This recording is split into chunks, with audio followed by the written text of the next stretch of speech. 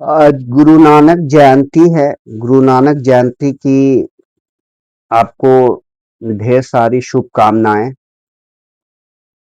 गुरु नानक जी की जो शिक्षा थी उसमें बहुत सारी चीजें और इस्लाम की शिक्षा में बहुत सारी चीजें एक जैसी हैं या एक जैसी लगती हैं।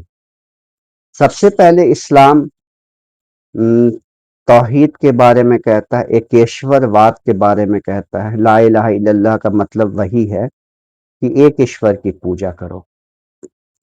गुरु नानक जी का पहला सिद्धांत यही था, एक ओंकार सतनाम। आप गुरुद्वारों में जाएंगे तो आपको ये वाणी गूंजती हुई सुनाई देगी हमेशा।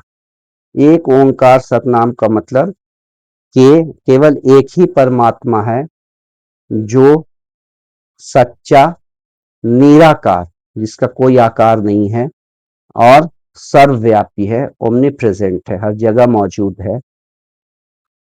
इसका मतलब ये हुआ कि गुरु नानक जी मूर्ति पूजा के खिलाफ थे।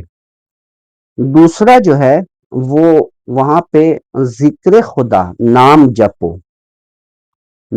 जपो जो है जिक्र खुदा का बड़ा महत्व है। इसीलिए आप जाएंगे तो हमेशा वो वहां पे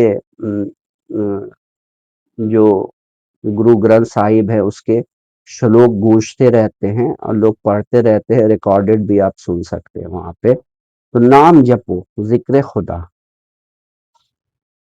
तीसरा जो है वो समानता और भाईचारा। उसमें है कि सब एक नूर ते उपजे, सब एक नूर ते उपजे, मतलब तमाम जो इंसान हैं वो एक ही नूर से पैदा हुए हैं, एक ही नूर से उपजे हैं। नूर का मतलब यहाँ पे खुदा है, ईश्वर है। तो वही है जिसने सबको पैदा किया, इसलिए वहां बराबरी है।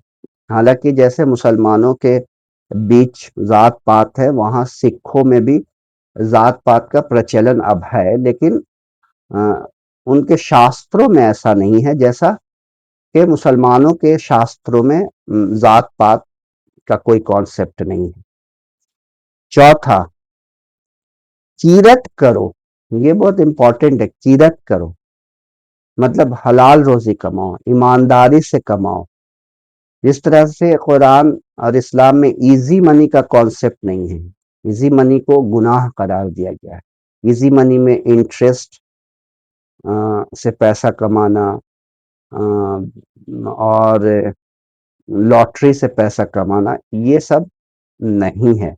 इवन ये कि आप इस्लाम में 1 रुपए की चीज सामने वाले की मजबूरी देख करके 5 रुपए में भी नहीं बेच सकते हैं। मतलब मुनाफा का भी स्टैंडर्ड है, वही सिखों के बीच में भी है। उसके बाद जो है वो पांचवा है वंड छको। वंड छको का मतलब जरूरतमंदों की जरूरतें पूरी करो।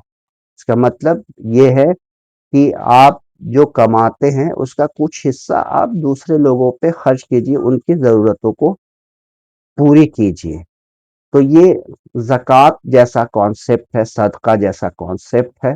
तो आप सबको ढेर सारी शुभकामनाएं नानक जयंती पे, और उम्मीद करते हैं कि इसी तरह की समानताओं के आधार पे, धर्मों में बहुत समानताएं हैं, जब आप हिंदुइज्म और इस्लाम में देखेंगे, बौद्ध और इस्लाम में देखेंगे, बौद्ध और क्रिश्चियनिटी में देखेंगे, सिख और जैन में देखेंगे, तो सब में कुछ कुछ समानताएं हैं। तो हम समानताओं के आधार पे अपनी दोस्ती और भाईचारा को आगे बढ़ाएं।